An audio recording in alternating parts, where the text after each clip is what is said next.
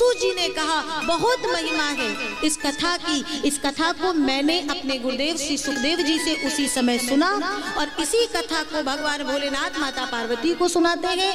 इसी कथा को नारद जी ने अपने पिता ब्रह्मा से सुना और इस कथा के महत्व को नारद जी ने सनकादि ऋषियों से सुना। तो सौनक जी ने कहा भैया 2 संतों के नाम आपने लिए, उनमें से एक है जो कहीं टिकते नहीं है और एक है जो ज्यादा कहीं घूमते नहीं है। दोनों बिरले संतों का समागम कैसे हुआ? नारद है जिनका पांव ज्यादा देर तक कहीं रुकने वाला नहीं है और सनकादि है जो एक ही जगह बैठ करके भजन करते हैं। ऐसे तो बिरले संत कहाँ मिले और तब बताते हैं। एक बार की बात है, नारद जी सर्वोत्तम लोक समझ करके और इस पृथ्वी पर आए। बड़ी महिमा सुनी थी उन्होंने पृथ्वी की कि पृथ्वी में आने के लिए देवता गण भी ललायित रहते हैं, लेकिन पृथ्वी में आने के बाद चारों ओर वो भटके लेकिन उनके हृदय में कहीं शांति नहीं मिली। अंतोगत्वा बद्रीनाथ धाम में वो खिन्न मन से विराजमान थे। वहां पे सनकादियों का आगमन हुआ है और सनकादियों ने नारद जी को देखा, मुखमंडल दीन गए तो पूछने लगे नारद। नारद का तो नाम मात्र सुनने से सनकादि ने पूछा नारद जी आप और चिंता में ये बात कुछ हजम नहीं होती, आपकी चिंता का कारण क्या है? तब नारद जी ने बताया अपनी पूरी की पूरी कहानी कि मैं सर्वोत्तम लोक समझ करके इस पृथ्वी पर आया। श्रीरंग, सेतुबंध, रामेश्वरम, हरि क्षेत्र, कुरुक्षेत्र सब जगह गया लेकिन मेरे हृदय को कहीं भी शांति नहीं मिली। स्थिति क्या है? धर्म का आडंबर हो चुका है, धर्म का दिखावा होने लगा है, धर्म कहीं दिखता नहीं है। कन्याओं का लोग क्रय विक्रय कर रहे हैं और ऐसी स्थिति में घूमते घूमते मेरे हृदय में बड़ा कष्ट हुआ। कली दावा नले नाद्य साधनम भस्मताम गता, कली रूपी दावा नल ने सभी साधनों को भस्म कर दिया है। उस हृदय के कष्ट को लेकर के घूमता घूमता मैं पहुंचा भगवान श्री कृष्ण की लीला भूमि ब्रज भूमि और वहां दूर खड़े होकर के मैंने एक दृश्य देखा। यमुना के पावन तट पर एक स्त्री बड़ी जोर जोर से रुदन कर रही है। 2 पुरुष अचेतन अवस्था में अगल बगल में पड़े हुए हैं। चिंतातुर स्त्री को कई और स्त्रियां बार बार समझा रही हैं, पंखा जल रही हैं, आंसुओं को पोंछ रही हैं। अचानक उस स्त्री की दृष्टि मुझ पर गई और उसने दूर से मुझे आवाज लगाई, भो साधु क्षणम तिष्ठ मच्चिंतामपि नाशय दर्शनम तव लोकस्य सर्वथा हरम परम। हे साधु 2 पल के लिए ठहर जाओ, ठहर जाओ। संतों का दर्शन ही समस्त क्लेशों और दुखों का नाश कर देता है। तो फिर आप आए हैं तो मेरे क्लेश भी, मेरे दुख भी दूर हो जाएंगे, मुझे ऐसा विश्वास हो रहा है। नारद जी ने तुरंत ज्यादा देर न करते हुए उस स्त्री का परिचय पूछा तो स्त्री ने परिचय दिया, अहम भक्ति रीति ख्याता, मेरा नाम भक्ति है। और ये दोनों जो अचेतन अवस्था में पुरुष आप देख रहे हैं ये कौन है? इमो में तनयो मतो, ये मेरे तनय हैं, ये मेरे पुत्र हैं। इनके नाम क्या है?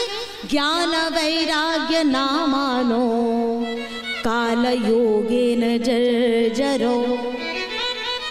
इनके नाम है ज्ञान और वैराग्य। काल के प्रभाव से ये जर्जर हो गए, जर्जरावस्था को प्राप्त हो गए हैं। मेरी भी स्थिति यही थी, लेकिन वृंदावन के संयोग से मैं तो तरुणावस्था को प्राप्त हो गई, लेकिन मेरे पुत्रों में अभी तक चेतना नहीं आई।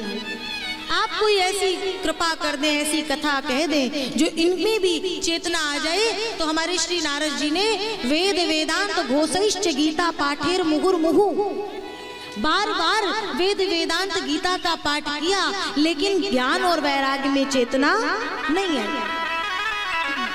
थक हार करके नारद चिंता तो होकर के बैठे गए कि अचानक आकाशवाणी हुई, सत्कर्म करो, सत्कर्म करो।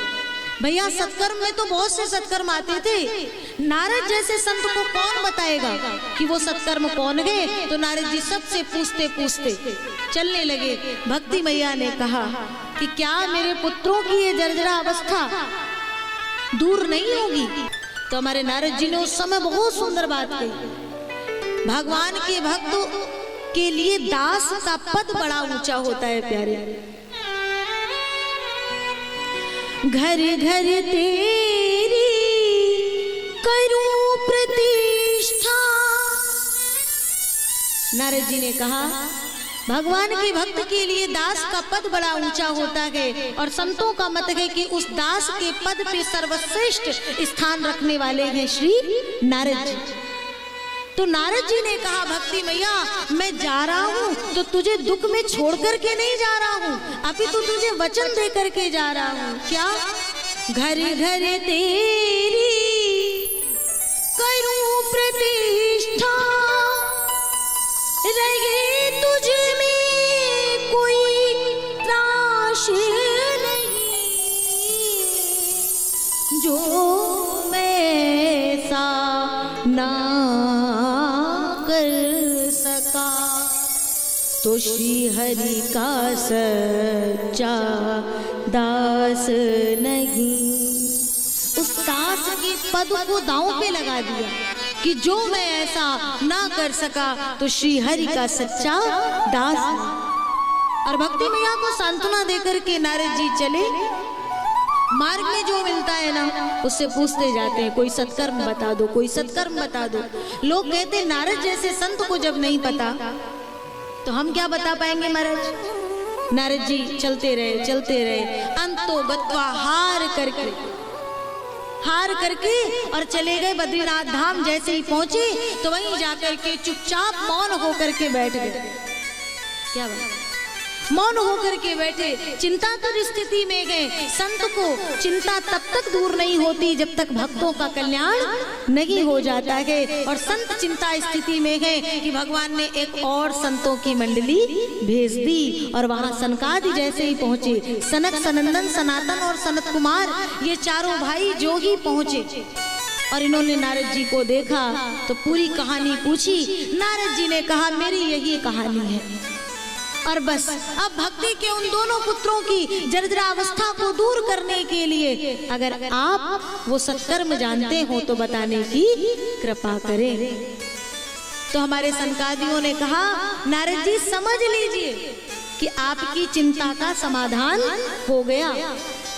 कैसे?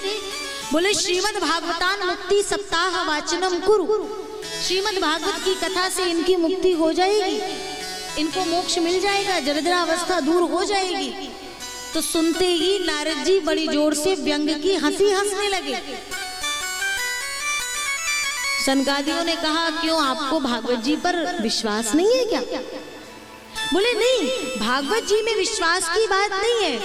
असल में मैंने तो उनको गीता का पाठ, वेद वेदांत कई बार सुना दिया, और जब इतना कुछ कई बार सुना दिया और वो नहीं जागे तो श्रीमद् भागवत में ऐसा क्या है जो वो जाग जाएंगे।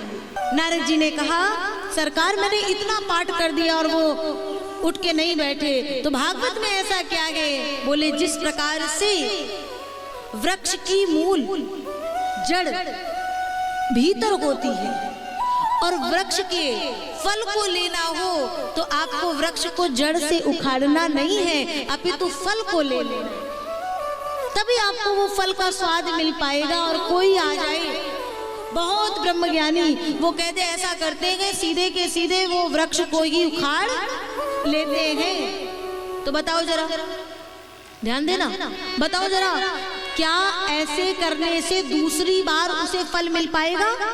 नहीं। तो वही ये लता पत्रादि शाखा और जड़ के समान है वेद वेदांत गीता इत्यादि उपनिषद।